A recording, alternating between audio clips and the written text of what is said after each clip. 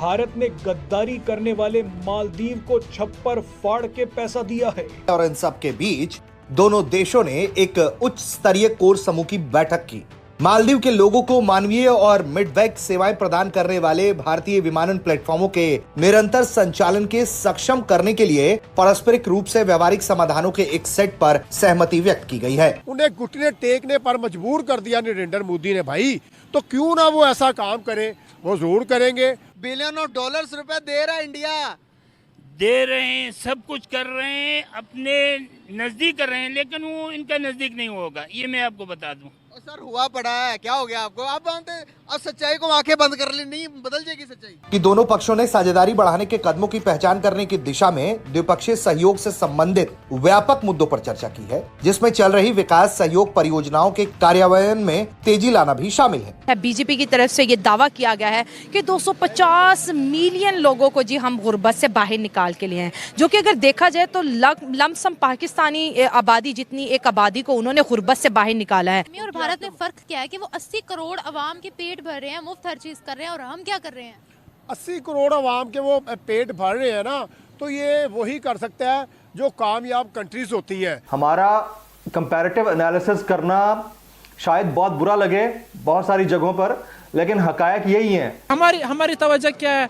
India मुर्दाबाद, India मुर्दाबाद। इसके अलावा हम कुछ करते हैं? पिछले 10-15 सालों में कई बार ये दावे किए गए हैं कि ये आखिरी मर्तबा IMF का प्रोग्राम होगा। मुतअद्दिद बार ये कहा गया है कि इस IMF के प्रोग्राम के बाद हम इस्लाहात करेंगे, मगर जैसे ही कर्ज मिलता है उसके बाद रिफॉर्म्स के दावे भुला दिए जाते हैं। और मैं गुजारिश भी करता हूँ प्राइम मिनिस्टर नरेंद्र मोदी को कि खुदारा के हमारे बारे भी थोड़ा सा सोच लें।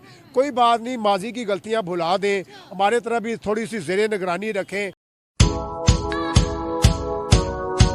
जय हिंद दोस्तों, भारत और मालदीव के तनाव के बीच दोनों देशों ने एक उच्च स्तरीय कोर समूह की बैठक की। मालदीव के लोगों को मानवीय और मिड बैंक सेवाएं प्रदान करने वाले भारतीय विमानन प्लेटफॉर्म के संचालन में सक्षम करने के लिए पारस्परिक रूप से व्यवहारिक समाधानों के एक सेट पर सहमति व्यक्त की गई है। विदेश मंत्रालय की एक प्रेस रिलीज में बताया गया कि बैठक के दौरान दोनों देशों ने साझेदारी को मजबूत करने के कदमों की पहचान करने की दिशा में द्विपक्षीय सहयोग से संबंधित व्यापक मुद्दों पर अपनी चर्चा जारी रखी। दोनों देश उच्च स्तरीय कोर ग्रुप की अगली बैठक पारस्परिक रूप से सुविधाजनक तारीख पर माले में आयोजित करने पर सहमत हुए हैं। इससे पहले 14 जनवरी को भारत और मालदीव ने मालदीव में हाई लेवल कोर ग्रुप की पहली बैठक की थी। विदेश मंत्रालय ने कहा, दोनों देशों ने मालदीव के लोगों को मानवीय और चिकित्सा निकासी सेवाएं प्रदान करने वाले भारतीय विमानन प्लेटफॉर्मों के संचालन को जारी रखने के लिए व्यवहारिक समाधान खोजने पर जोर दिया है। इसमें यह भी कहा गया है, दोनों देशों ने साझेदारी बढ़ाने के कदमों की पहचान करने की दिशा में द्विपक्षीय सहयोग से संबंधित व्यापक मुद्दों पर चर्चा की है,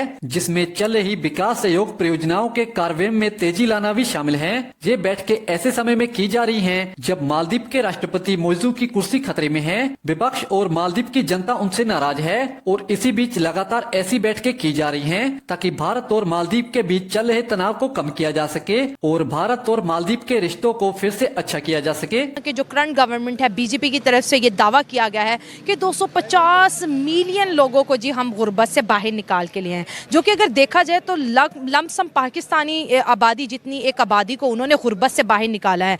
1960 और 70 के अगर सालों की बात करें तो इस पाकिस्तान में नारे उठते थे कि हम तो बहुत अमीर हैं, इंडिया में तो 2 वक्त की रोटी नहीं है। और 2021 की रिपोर्ट्स की बात करें तो 74% ऐसी पॉपुलेशन इंडिया की थी जो अच्छी डाइट नहीं लेती थी। आज वो दुनिया की 5th लार्जेस्ट इकोनॉमी है, तीसरी बनने जा रहा है। रुपया उनका स्ट्रॉन्ग है, मिडल ईस्ट के साथ, यूरोप के साथ उनके स्ट्रैटेजिक पार्टनरशिप बड़ी स्ट्रॉन्ग है, अफगानिस्तान के साथ उनके ताल्लुकात बेहतर हैं। आपने कहा कि लाखों लोगों को उन लोगों ने उठाया है, कारोबार दिया है, किसी भी शक्ल में उन लोगों ने उठाया है, यानी कि उसने अपने यूथ के साथ जो किया है एज अ मुसलमान, मैं ये कहना चाह रहा हूँ उसने बहुत अच्छा किया है। मैं अप्रिशिएट करना चाह रहा हूँ इंडिया को, चाहे वो हमारे मुखालिफ हो चाहे हमारे दुश्मन हो, काम अच्छा कर रहा है। इस वजह से नहीं कि मैं उसके साथ हूँ, नहीं, हम उसके खिलाफ हैं, ठीक है, लेकिन इस बात पे हम इसको एग्री करना, हमें ये बात एग्री करनी चाहिए कि वो कुछ ना कुछ तो कर रहा है। हमारी तवज्जो क्या है? इंडिया मुर्दाबाद, इंडिया मुर्दाबाद। इसके अलावा हम कुछ करते हैं नहीं? प्रोडक्ट उसकी यूज़ करते हैं, फिल्में उसकी, गाने उसके सुनते हैं, नकलें उनके करते हैं, फैशन शो उसके करते हैं, स्टाइल उसके करते हैं, डिज़ाइन उसके लेते हैं। ठीक हो, ये बात है, ये हम हमारे सिर भी करते हैं और अप्रिशिएट करने के बजाय नफरत भी करते हैं और फिर इसके बदले में मजाक भी अपना बनवाते हैं। वजह यही है ना, जो कमज़ोर कौम होते हैं ना, वो हमेशा ना बोलने पे तवज्जो होता है। और भारत में फ़र्क क्या है कि वो 80 करोड़ अवाम के पेट भर रहे हैं, मुफ्त हर चीज़ कर रहे हैं, और हम क्या कर रहे हैं? 80 करोड़ अवाम के वो पेट भर रहे हैं ना, तो ये वही कर सकता है जो कामयाब कंट्रीज होती हैं। उनके पास तो पैसा ज़मीन से लेके आसमान तक पैसा इकट्ठा हो गया, ज़मीन से लेके आसमान तक डॉलर इकट्ठा हो गया, ज़मीन से लेकर आसमान तक उनके पास तरक्कियाँ आ गई, उनके कदम चूम रही हैं। ये इंडिया जिनकी मिसालें देता था, उन्हें घुटने टेकने पर मजबूर कर दिया नरेंद्र मोदी ने भाई। तो क्यों ना वो ऐसा काम करें, वो ज़रूर करेंगे, वो आगे बढ़ेंगे। आई थिंक सो 77 या 76 ईयर्स हो गए हैं पाकिस्तान को आज़ाद हुए, ठीक हो गया, मतलब इंडिया से अलग हुए, ठीक है। और मुझे नहीं लगता कि पाकिस्तान में अभी जो है ना किसी भी किस्म की जो है ना हमारी पाकिस्तानी अवाम को कोई सहूलत मुहैया की गई है हुकूमत की जानिब से। हमारी नाकामियों के राज यही है कि हमारे में यूनिटी नहीं है, हम अपनी नेबरिंग कंट्री के साथ जो है ना अच्छा ट्रेड नहीं कर पाते हैं, अच्छा उन्हें रिस्पॉन्स नहीं दे पाते, ठीक है। हमारी क्या कोशिश होती है, हमें जो पढ़ाया गया सिलेबस में इंडिया पाकिस्तान दुश्मन, इंडिया पाकिस्तान की जंग, हमें जंगों पे लगा दिया, हमें नफ़रतों में बांट दिया, हमें कश्मीर का दिखा दिया, हमें जुल्म दिखा दिया गया। और यार अगर ऐसा होता है तो आप जो है वो भी तो दिखाएं जो भारत कर रहा है। वहाँ की जो माइनॉरिटीज़ है वो तो खुशी बड़ी है, वो तो भाई 4-4 शादियां करवा रहे हैं, बच्चे पैदा कर रहे हैं। पाकिस्तान में इस वक्त गुर्बत बहुत ज़्यादा बढ़ गई है, ठीक है। रिपोर्ट के मुताबिक 40% से ज़्यादा लोग पॉवर्टी लाइन से भी बिलो रह रहे हैं। आप हद देख लें, और उसके बावजूद भी हम हमेशा एग्रेसिव पॉलिसीज के साथ आते हैं, एग्रेशन दिखाते हैं। काकड़ साहब 300 जंगों की बात करते हैं, अफगानिस्तान के साथ ड्यूरेंट लाइन के हमारे मसले शुरू हैं। आखिर हम अपनी नाकामियों से सीखते क्यों नहीं? जो पड़ोसी तरक्की करते हैं उनकी तरक्की से क्यों नहीं नकल करते? नहीं भाई, हमारे हुक्मरानों को तो जेब भरने दो ना। अच्छा, पहले तो उनको अकाउंट्स भरने दो, फिर जाके वो कुछ ना कुछ करेगा। पाकिस्तान ये जो भी हमारा हुक्मरान आता है, नवाज शरीफ साहब भी आएंगे, जाहिर सी बात है, वो सबसे पहले इंडिया जाए, भारत जाए। और मैं गुजारिश भी करता हूँ प्राइम मिनिस्टर नरेंद्र मोदी को कि खुदारा के हमारे बारे भी थोड़ा सा सोच लें। कोई बात नहीं, माजी की गलतियाँ भुला दें, हमारे तरफ भी थोड़ी सी ज़ेरे निगरानी रखें। खोल देना ट्रेड, सर खोलें ट्रेड, बॉर्डर के रास्ते खोलें।